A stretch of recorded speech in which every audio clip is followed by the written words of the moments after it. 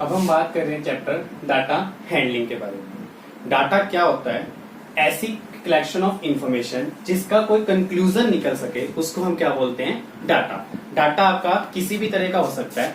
Data को हम किसी भी तरह रिप्रेजेंट कर सकते हैं। उसको हम बार ग्राफ की तरह भी रिप्रेजेंट कर सकते हैं, हिस्टोग्राम के भी उसमें रिप्रेजेंट कर सकते हैं, पाई चार्ट के फॉर्म में, टेलीमार्क्स की फॉर्म में, टेबल की फॉर्म में, हम किसी फॉर्म में भी इस डाटा को क्या कर सकते हैं? रिप्रेजेंट कर सकते हैं। तो अब मैं कुछ क्वेश्चंस करके बताऊंगा, उसमें आप देखोगे कैसे हम इसको बार ग्राफ को ड्रॉ करते हैं।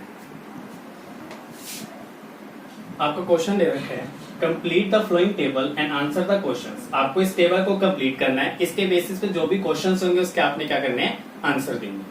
अब जैसे आपको इस टेबल है, favourite research snack in class 5, जो भी फेवरेट स्नैक्स थे उसकी हमने लिस्ट बना ली, जो क्लास 5 को क्या थी?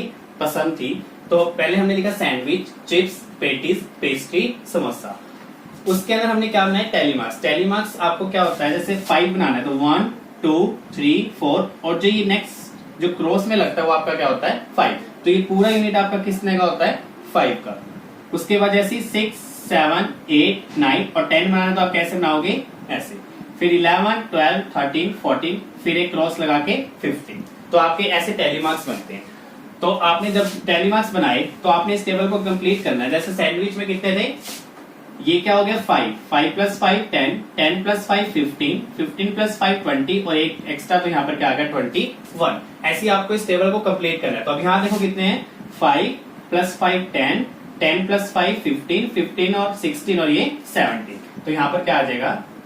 70। ऐसी पेटीज में देखो 5 प्लस 5 10 10 प्लस 5 50। तो यहाँ पर क्या आ जाएगा आपका? 50। ऐसी आपका पेस्ट्री में देखो 5 प्लस 5 10 10 प्लस 5 15 15 प्लस 2 70। अब समोसा में कितना है? 1 2 3 एंड 4। तो यहाँ पर फ्रीक्वेंसी कितनी आ जाएगी? 4। अब इसके बेसिस पे आपके कुछ भी क्वेश्चन पूछा जा सकता है। जैसे आपका क्वेश्चन पूछा गया, which is the most popular snack in class. तो आपका सबसे ज्यादा पॉपुलर स्नैक कौन सा? जो सबसे ज्यादा जिसकी फ्रीक्वेंसी है वही सबसे ज्यादा क्या होगा? पॉपुलर। तो आपका सबसे ज्यादा पॉपुलर स्नैक कौन सा है? सैंडविच। तो आप क्या लिख दोगे? Sandwich is the most popular snack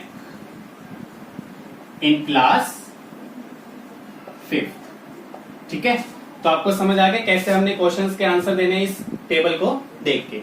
जैसे अब नेक्स्ट क्वेश्चन पूछा गया, जैसे आपको पूछा गया कि इसमें से सबसे लीस्ट स्नैक कौन सा है, जो सबसे लीस्ट नंबर, जो सबसे कम बच्चे क्या करते हैं? पसंद करते हैं। तो उसका आंसर क्या आएगा आपका?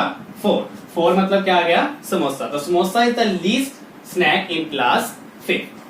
ऐसी आपको कुछ ग्राफ के ऊपर या कुछ टेबल के ऊपर क्वेश्चंस गिवन होंगे, तो उस टेबल को देखकर या उस ग्राफ को देखकर आपको क्या करने? क्वेश्चंस के आंसर देने।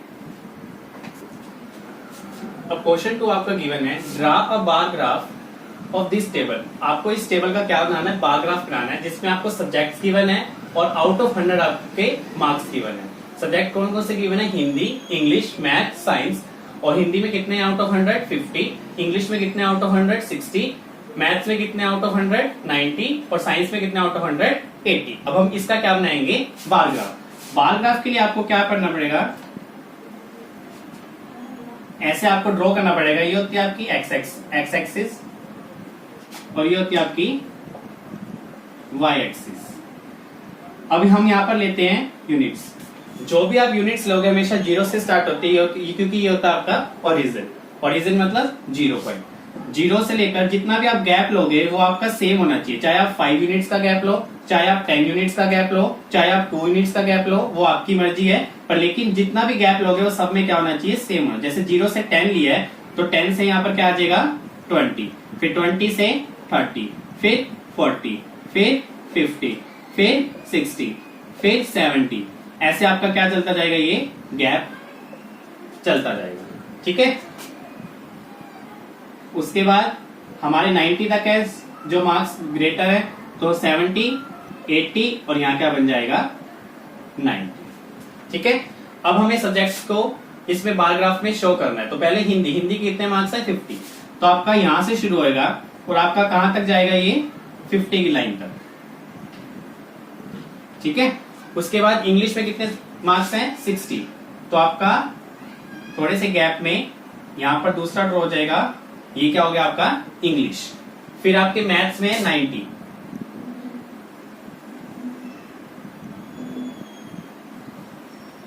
उसके बाद साइंस में आपके 80, तो यहां पर 80 की लाइन देखना और 80 की लाइन तक आपने क्या कर देना है, इसको ड्रॉ कर देना। यहां पर लिख देना ये आपका कौन सा सब्जेक्ट है, हिंदी सब्जेक्ट। ये कौन सा सब्जेक्ट है, इंग्लिश सब्जेक्ट। ये कौन सा सब्जेक्ट है, मैथ सब्जेक्ट। और ये कौन सा सब्जेक्ट है, साइंस सब्जेक्ट। ठीक है, तो आपके नीचे भी शो कर देना ये आपके क्या है सब्जेक्ट्स, और ये आपके क्या हैं मार्क्स। जैसे हमने पिछले वाले टेबल में क्वेश्चंस करे थे कि टेबल को देके क्वेश्चंस के आंसर देने थे, तो ऐसे ही आपको ग्राफ को देके क्वेश्चंस के आंसर देने होंगे। सेम वही प्रोसेस चलेगा जैसे हमने पिछले वाले क्वेश्चन में किया था। ठीक है, तो ये थी हमारी आज की चैप्टर डाटा हैंडलिंग पे एक्सप्लेनेशन।